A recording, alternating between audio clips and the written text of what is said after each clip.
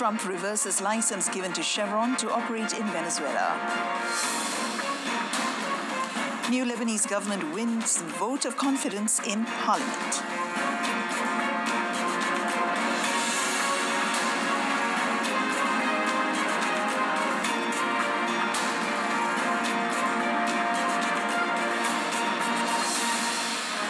Good afternoon and Salam Malaysia Madani. I'm Mohunapriya and you're watching World Today. A group of released Palestinian prisoners were met with cheers in Ramallah on Thursday following an overnight exchange marking the final swap as part of a fragile truce in Gaza. Hamas handed over the bodies of 4 Israeli hostages while it waited for hundreds of Palestinian prisoners to be released by Israel in return. Israeli authorities confirmed they received the 4 deceased captives and are in the process of formally identifying the remains. Earlier, a bus carrying some of the freed prisoners was seen leaving Israel's Ofer prison in the occupied West Bank. The group got off the bus to cheers from hundreds who congregated outside, with some of the released men clad in green jackets and keffiyehs hoisted aloft by the crowd. The first phase of the ceasefire included the exchange of 33 Israeli hostages, in total for around 2,000 Palestinian prisoners and detainees, and the withdrawal of Israeli troops from some positions in Gaza, as well as an influx of aid.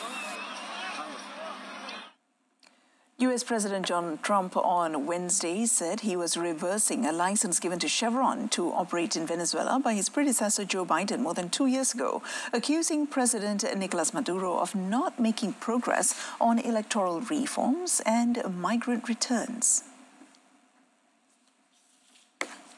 In a post on Truth Social, Trump said he was reversing the concessions of the oil transaction agreement dated 26 November 2022.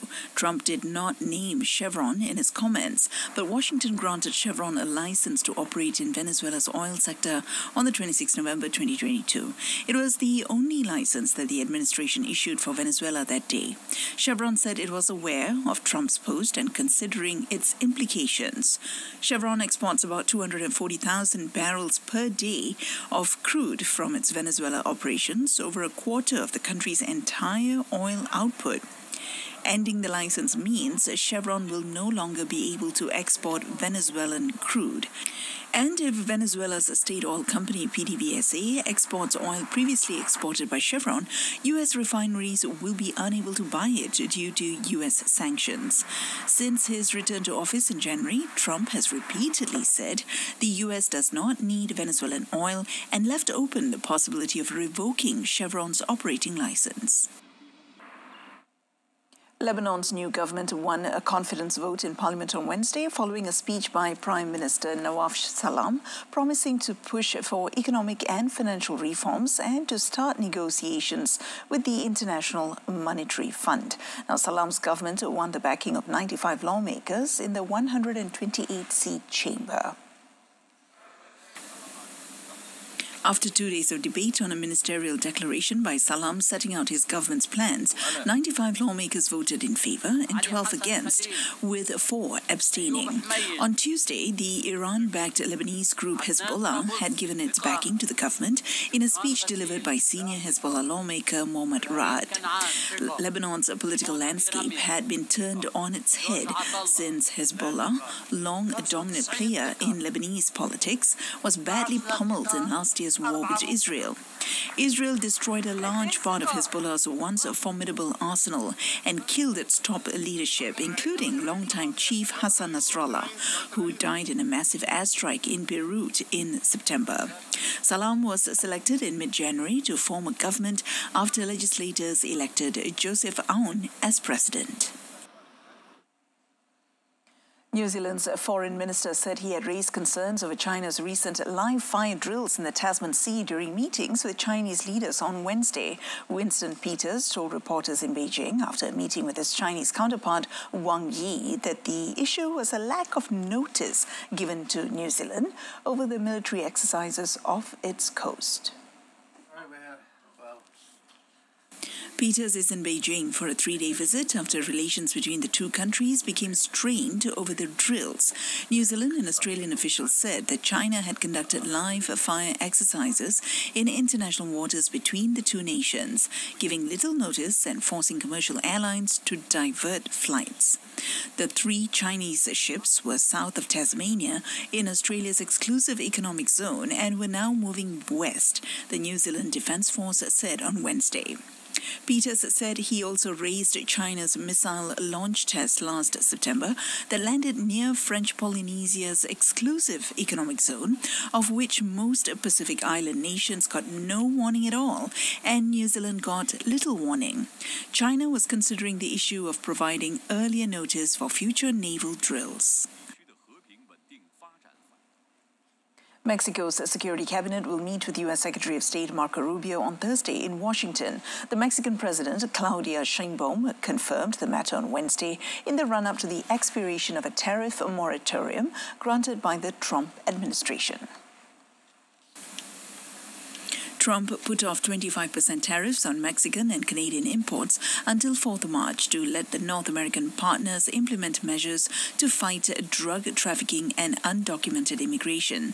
Sheinbaum said meetings between the two countries have intensified this week.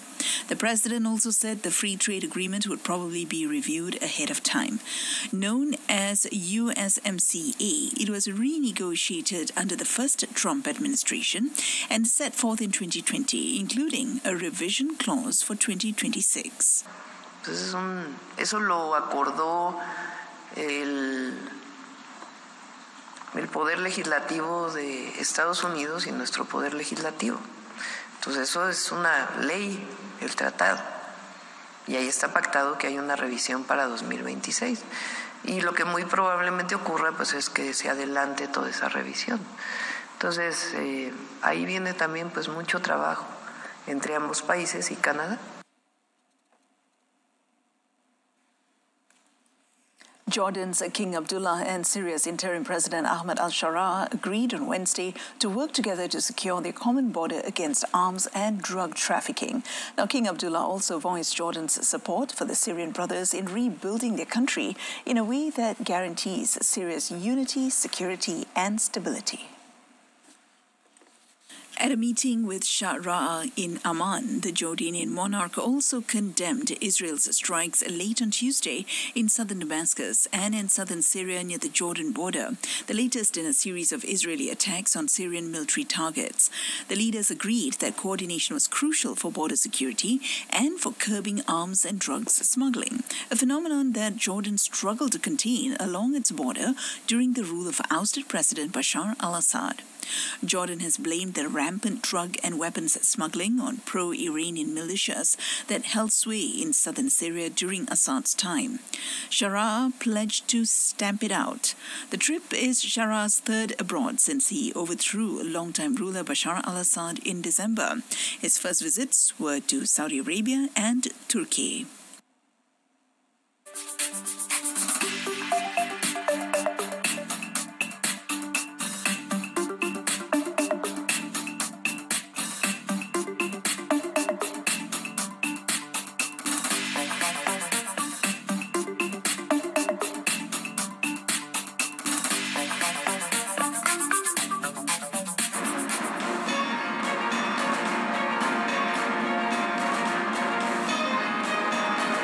Coming up next, Myanmar detains 7,800 foreigners stranded following scam centers crackdown.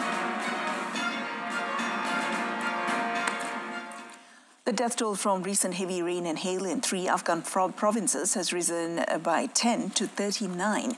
Now, flash floods ripped through the western border province of Farah on Tuesday, washing away 21 people, while 3 more were killed when a hailstorm caused their house to collapse. The district governor, Mohammad Sadiq Jihadmal, said that 50 houses and 60 shops were damaged, while between 2,000 to 2,500 solar panels were destroyed. Further east, 6 people were killed in Helmand province, including a child struck by lightning, and 9 in Kandahar province. Officials said the deadly downpours may, however, help improve long-term drought conditions in several provinces, including flood-hit Farah. Afghanistan is among the poorest countries in the world after decades of war and is particularly exposed to the effects of climate change, which scientists say is spurring extreme weather. It is ranked as the country's 6th most vulnerable to climate change.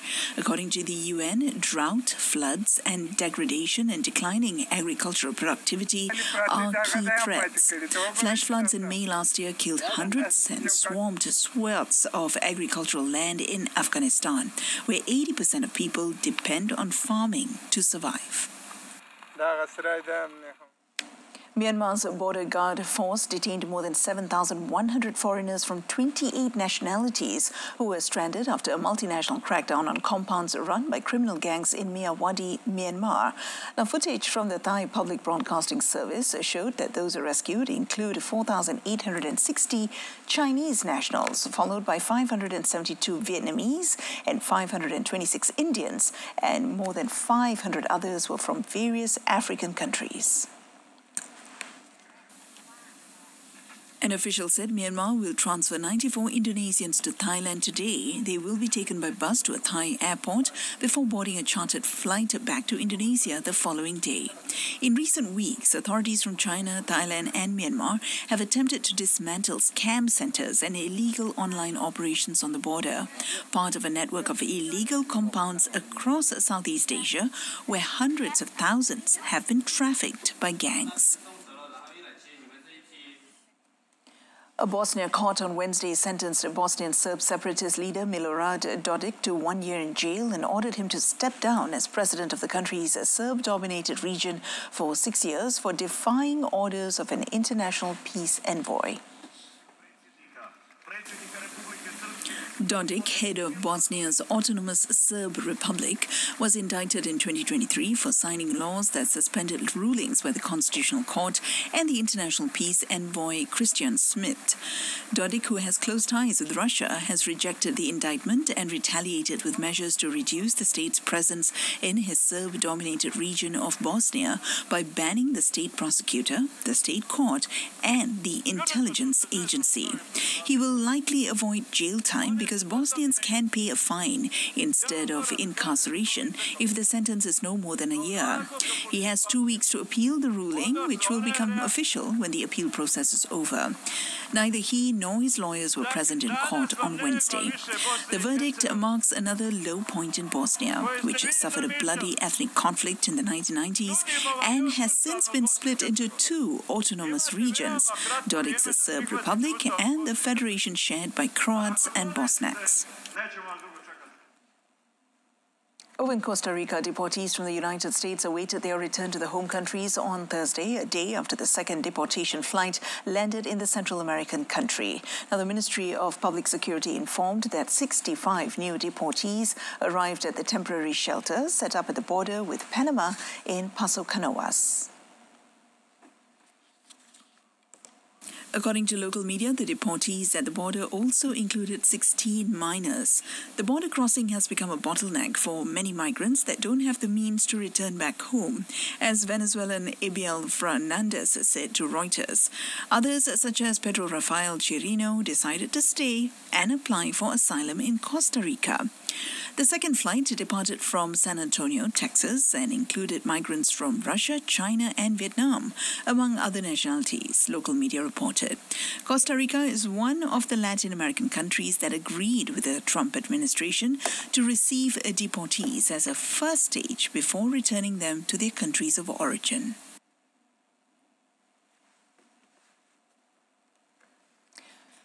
Russian President Vladimir Putin hosted Guinea-Bissau President Umaro Sissoco Embalo for talks in the Kremlin on Wednesday. It was the latest sign of a drive by Moscow to build up economic and security relationships with countries in West and Central Africa.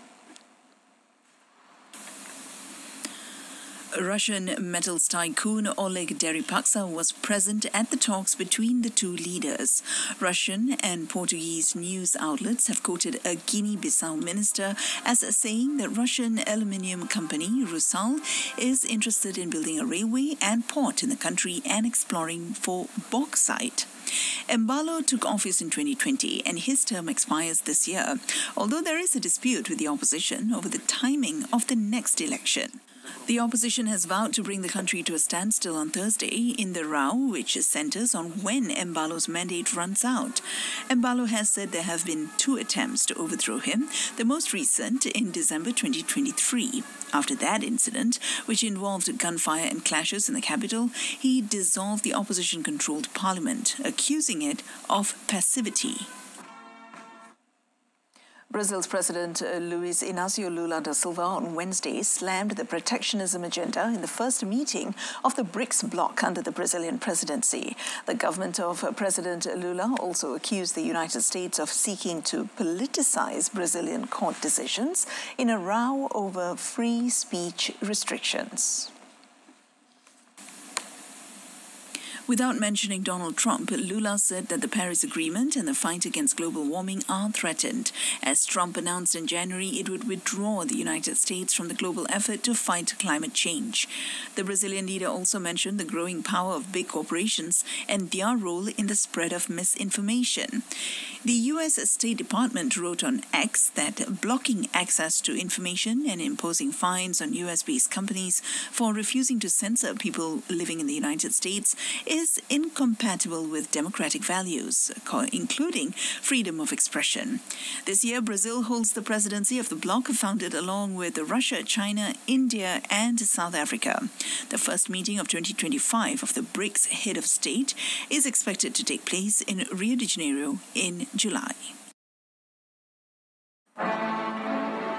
In 2025, Malaysia proudly leads the ASEAN community into a new era of unity, growth, and opportunity. Together with 10 Southeast Asian nations, Malaysia is driving progress in trade, innovation, sustainability, and tourism. Explore the best of Malaysia, from its stunning landscapes to its rich cultural heritage. Be part of global events, business summits, and exciting festivals throughout the year. Join us in 2025. Discover new connections, celebrate unity, and experience the future of Southeast Asia. ASEAN Malaysia 2025. Together, we rise. Welcome back. You're watching World Today.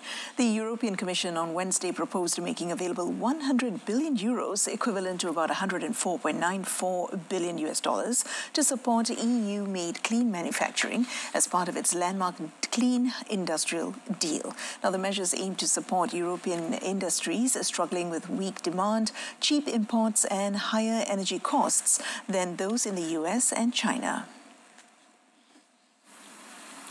As part of the deal, the Commission plans to launch, together with the European Investment Bank, guarantee schemes to ease cost for long-term renewable power contracts, as well as to support grid manufacturers. The Commission also proposed creating an EU critical raw materials centre to jointly purchase key metals and minerals required in the energy transition. Now, the deal is part of a wider plan that includes simplifying red tape and carbon duties, and subject to approval in the European Parliament and amongst a reinforced majority of EU member states. The EU's focus has pivoted to competitivity due to concerns about the sluggish economic growth, a sharp move away from its chief Ursula von der Leyen's first term that focused on tackling climate change. NVIDIA on Wednesday said it finished its fiscal year with a record high revenue of $130.5 billion, driven by demand for its chips to power artificial intelligence in data centers. The California-based juggernaut reported a net income of $22 billion on an unprecedented $39.3 billion in revenue in a blockbuster fourth quarter that ended in late January. NVIDIA has successfully ramped up massive-scale production of its new top-of-the-line Blackwell processors for powering artificial intelligence, logging billions in sales in its first quarter of the market. NVIDIA projected a revenue of $43 billion in the current fiscal quarter, topping analyst predictions. The earnings figures appeared to calm investor concerns that import tariffs and the surprise debut of low-cost AI model DeepSeek from China signal less profitable days ahead of the Silicon Valley star. Now, the AI boom propelled NVIDIA stock's price until a steep sell-off in January, triggered by the sudden success of DeepSeek. Now, China's DeepSeek unveiled its R1 chatbot, which it claims can match the capacity of top US AI products for a fraction of their costs. NVIDIA high-end GPUs are in hot demand by tech giants building data centers to power artificial intelligence, and a low-cost option could weaken the Silicon Valley chip star's business. A dishwasher-sized NASA satellite was launched into space from Florida on Wednesday to identify where water, a precious resource for lunar missions, resides on the moon's surface in places such as the permanently shadowed craters at its poles.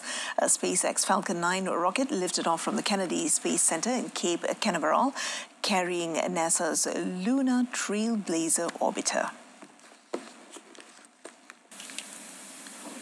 The Lunar Trailblazer spacecraft was built by Lockheed Martin's LMTN Space Division. The satellite was a secondary payload on board the rocket, with the primary payload being a lunar lander mission led by Intuitive Machine Lunar O. The lunar surface is often thought of as arid, but previous measurements have found the presence of some water, even in warmer sunlit locations. In cold and permanently shadowed places at the lunar poles, it has long been hypothesized that there could be significant amounts of water ice. Lunar Trailblazer, which weighs about 200 kilograms and measures about 3.5 meters wide when its solar panels are fully deployed. For future moon exploration, including potential long-term lunar bases staffed by astronauts, lunar water could be of vital importance because it could be processed not only as a drinking supply, but also into breathable oxygen and hydrogen fuel for rockets.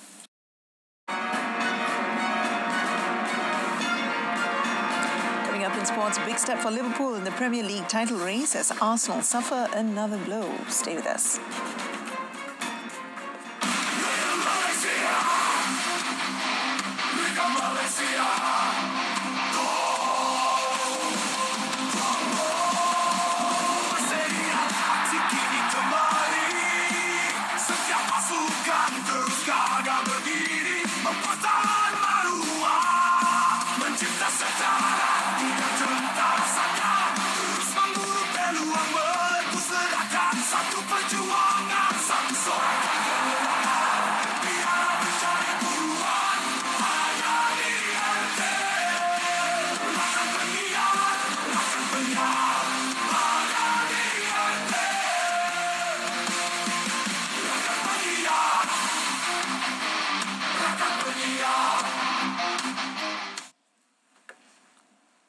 Kicking off our sports segment, Arsenal's Premier League title challenge suffered another damaging blow after they were shut out by Nottingham Forest in a goalless stalemate on Wednesday. Now, the Gunners' lack of forward options due to a series of injuries was evident as Mikel Arteta's men managed just one shot on target.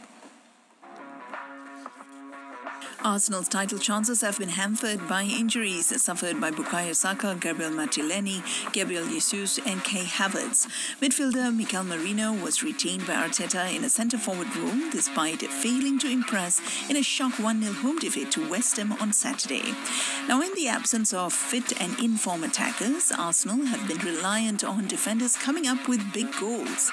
After 3 defeats in their last 4 league games, Nuno Espirito Santo may see this as a point gained in his side's challenge to reach the Champions League for the first time, having last played in the European Cup in 1980. Meanwhile, Liverpool moved a giant step closer to the Premier League title with a ruthless 2-0 win against Newcastle. With suspended boss Arne Slot watching from the Anfield stands, Liverpool opened up a massive 13-point lead over second-placed Arsenal thanks to goals from Dominic Szoboszlai and Alexis Mac Allister. The Reds look certain to win the Premier League for the first time since 2020, which will move them level with Manchester United on a record equaling 20 English titles. Having won 2-0 at fading champions City on Sunday, 24 hours after Arsenal lost to West Ham, Slot's men kept their foot on the gas. Szoboszlai netted with a clinical finish on the 11th minute, and Mac Allister's fine strike in the 63rd minute made it 20 wins and just one defeat from 28 league games this term. In his first season after replacing Jurgen Klopp, Slot has made an astonishing impact, which could yet include Champions League and League Cup glory as well. Now, the Reds play Paris Saint-Germain in the Champions League last 16 first leg next week and face a rematch with Newcastle at Wembley in the League Cup final on the 16th of March. In another match, Erling Haaland returned from injury to clinch Manchester City's 1-0 win at Tottenham as the troubled champions moved into fourth place in the Premier League on Wednesday. The Norway star marked his return with a first-half winner in North London as City climbed 1 point above Chelsea, who had gone fourth after their win over Southampton on Tuesday. It was Haaland's 28th goal in all competitions this season, with 10 of those coming in his last 11 games to silence the critics after a barren spell earlier this season. After 4 defeats in their last 6 games in all competitions, this was a much-needed victory for City, who started strongly but rode their luck as Tottenham missed a series of second-half chances. Pep Guardiola's side are still a million miles away from the team that powered to 4 successive league titles prior to this season. And in the Saudi Pro League, Al Ittihad were held to a 1-1 away draw at Al Khalij on Wednesday thanks to a late penalty that cut their lead at the top of the league from 7 points to 5. Now, the result give second place Al Hilal as well as Al Nasser and Al Qadsiya, who are further 4 points back, some added hope with just 12 games of the season remaining. Most people expected Al Ittihad, who won the Saudi El Clasico clash against Al Hilal 4-1 on Saturday and have been in great form, to make it 5 wins out of 5 when they travel to Al Khalij, who are 18 points behind them in 9th place. However, it was to be a frustrating first half for the visitors. The home side sat deep with men behind the ball, but still managed to look dangerous going forward. For a long time, Al Ittihad struggled to break the hosts down. The second half continued along similar lines, but the Tigers began to push forward and look more dangerous. The reward for their efforts finally came with 12 minutes remaining. Fawaz Al-Sakur set free down the right by the informed Musa Diaby, made it to the byline and squared the ball across a 6-yard box for Abdul Rahman Al-Aboud to tap home at the far post from the closest of range. The relief turned to disappointment in the 6th minute of added time, however, when Al Khalij rescued a point in dramatic fashion, with Fortunis firing home from the penalty spot to the delight of the home fans in Riyadh. And that's it from us this afternoon. In our top story today, Trump reverses license given to Chevron to operate in Venezuela, accusing no progress were made on electoral reforms. Do join us again this evening on TV1 and Saluran Berita RTM at 8:30 p.m. for more. Or you can always stream us online on RTM Click's website and mobile app. Till then, I'm Mohanapriya. From the river to the sea, Palestine will be free. Goodbye and thank you for your company.